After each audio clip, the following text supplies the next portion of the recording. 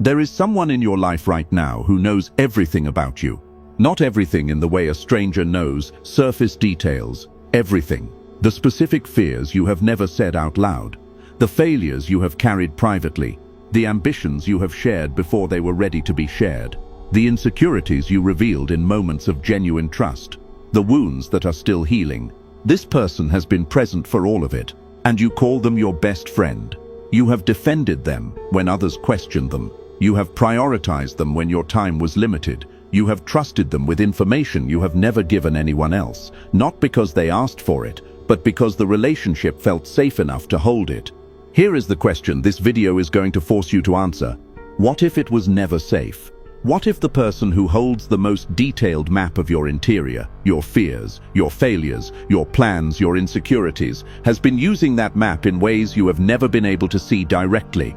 And that is precisely what makes what I am about to show you so difficult to sit with. Because the person I just described, the one who knows everything, the one you trusted completely, the one who felt most like an ally, is statistically the most likely person in your life to be operating against your interests right now. Not a stranger, not an enemy you can name, your best friend, or more precisely, the person you have been calling your best friend. The best friend who is actually your hidden enemy is not the person who attacks you, not the person who argues with you, not the person who creates obvious friction that gives you a reason to pull back. It is the person who stays close, because the hidden enemy does not need to destroy you actively. They simply need to remain positioned, close enough to complicate your progress, close enough to plant the doubts that slow you down, close enough to ensure that the person who knows you best is also the person with the most to gain from your remaining exactly where you are. Niccolo Machiavelli spent his entire career inside the political courts of Renaissance Florence, environments where the most dangerous people in the room were never the declared enemies. They were the closest allies, the most trusted advisors, the men who had been given full access to the prince's intentions, vulnerabilities, and plans, and who used that access not to protect him, but to position themselves. He did not write about friendship the way poets did. He wrote about it the way a surgeon writes about a wound, with precise, unsentimental accuracy about what it contains and what it costs. He documented something about the hidden enemy inside close relationships with a clarity so exact and so exposing that reading it today feels less like history and more like a description of someone currently in your life. He wrote one line that contains the entire psychology of what this video is about to dismantle. There is no other way to guard yourself against flattery than by making men understand that telling you the truth will not offend you. He was not writing about compliments. He was writing about the specific category of person who stays close to you through the careful management of what you hear, who ensures that what reaches you from your own life is filtered through their proximity, shaped by their interest, and calibrated to keep you dependent on their presence rather than moving beyond it. The 4 signs I am about to show you are not dramatic. They are not obvious. If they were obvious, the hidden enemy would not survive in the position they currently occupy. They are subtle, they are patterns, they are behaviors that individually look like personality quirks and collectively look like a systematic operation running against you from inside your closest friendship. By the time this video ends, you will have a name for something you have been feeling for a long time without being able to articulate it. And the name is going to cost you a relationship. 4 signs. Your best friend may be displaying all of them right now. Let us establish something before we go any further. The hidden enemy is not a concept. It is not a dramatic exaggeration for the sake of content. It is a specific, documented, psychologically precise category of person that exists in human social environments and has existed since the first human beings organized themselves into groups and hierarchies. The hidden enemy is the person whose interest requires your limitation. Not your destruction necessarily, your limitation. The specific, calibrated suppression of your growth to a level they can tolerate without feeling threatened. They do not need you to fail. They need you to stay within a range that does not make them feel small. And when you threaten to exceed that range, when your growth begins to create a gap between where you are going and where they are staying, the hidden enemy activates, not with hostility, never with hostility, with something far more effective, with care, with concern. with the specific, weaponized warmth of a person who needs you to believe they are on your side, while they are systematically working against your momentum. The 4 signs in this video are not theories. They are behavioral patterns documented across centuries of human social observation in the courts of Florence, in the boardrooms of the modern world, in the friendships you are currently maintaining.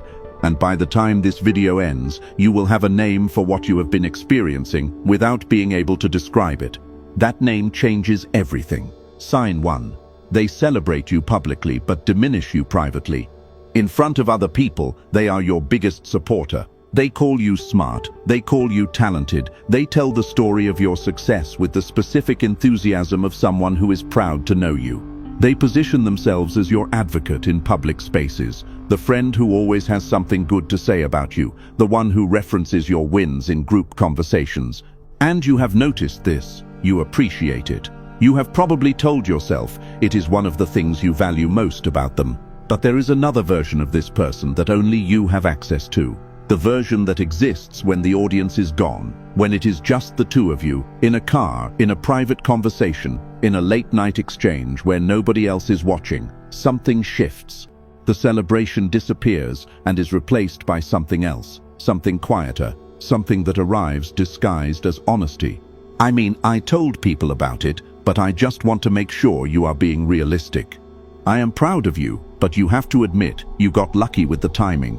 I support you, but you remember what happened last time you tried something like this.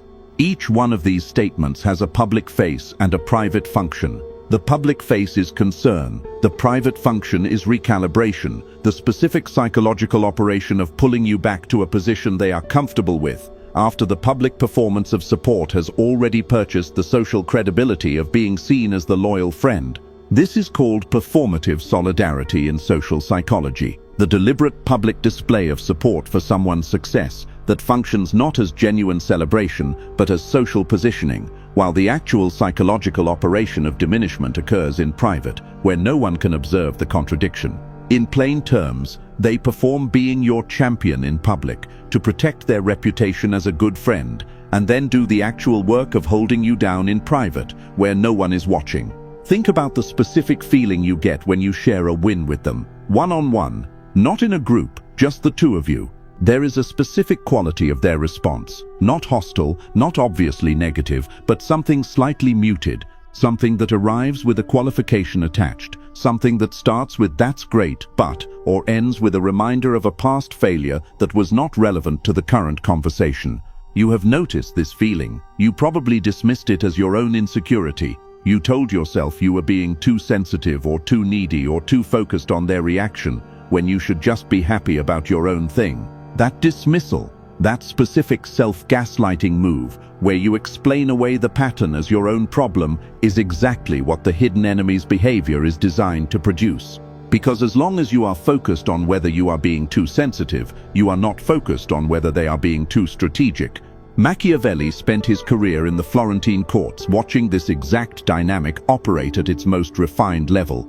He watched princes receive public declarations of loyalty from men who were privately building the architecture of their replacement.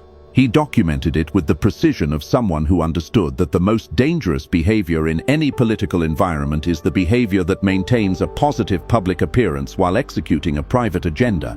He wrote, "Everyone sees what you appear to be. Few experience what you really are." He was not writing about the people being observed.